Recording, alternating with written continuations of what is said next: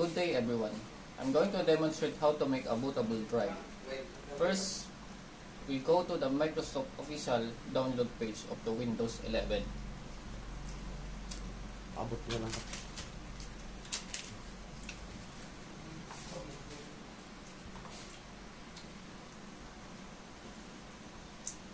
We want to download this image of the Windows 11.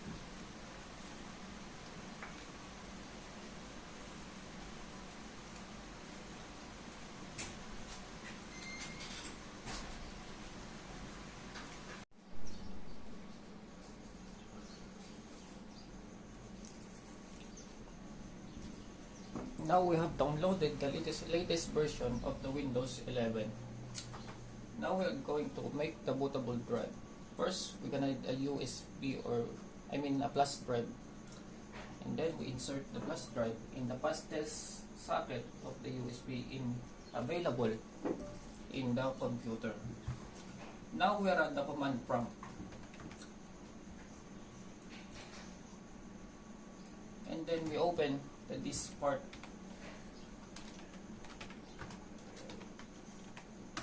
We click yes.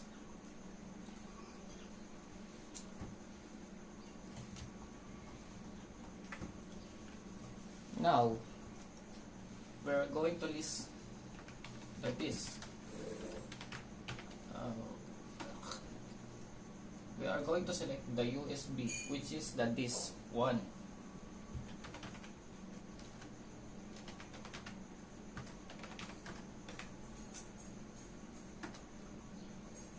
Now we are going to clean it.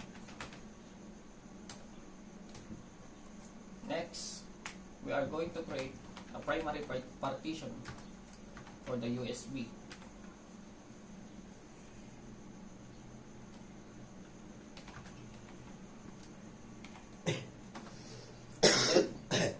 And then we are going to select the partition for number 1.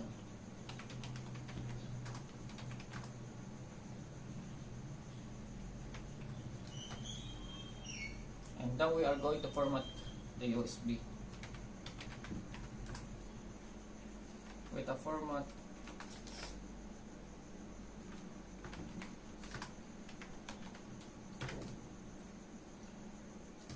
we add quick lock para mabilis.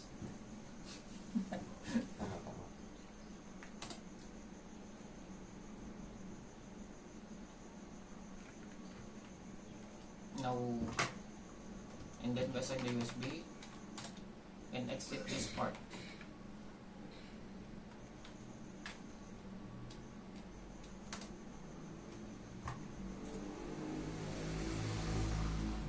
Now, using the ISO of Windows 11 we just downloaded earlier, we are gonna copy the contents of that image file into the USB. First, we open the Windows 11 ISO. We copy its contents, and then we paste it on the flash drive that we have prepared with a non-GPT format. And anyway, let's just paste it. Wait a minute.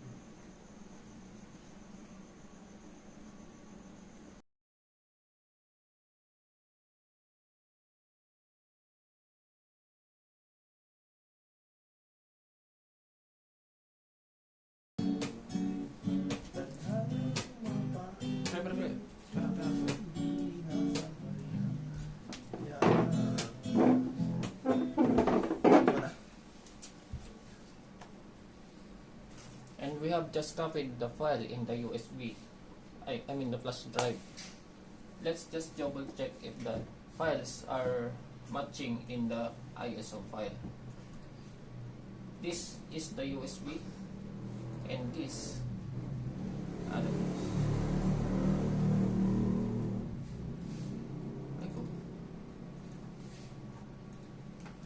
let's double check.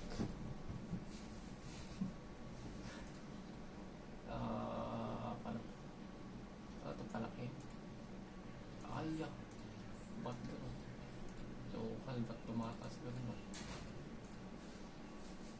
Mag-iba yun, pero you can see it's the same. And that's all. Thank you.